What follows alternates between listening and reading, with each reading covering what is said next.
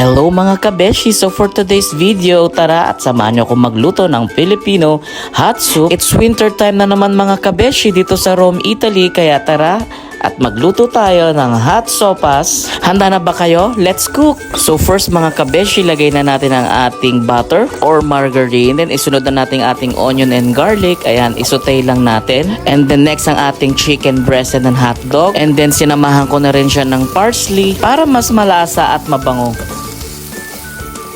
Next naman mga kabeshi ang ating veggies. So meron tayong carrots, potatoes, and zucchini. More veggies, mas masarap, and more healthy. So optional lang to mga kabeshi. So kung anong gusto nyong gulay, then syempre sinunod na rin natin ang ating cabbage or ang ating repolyo kasi matagal tong maluto. Isutay lang natin and then cover it.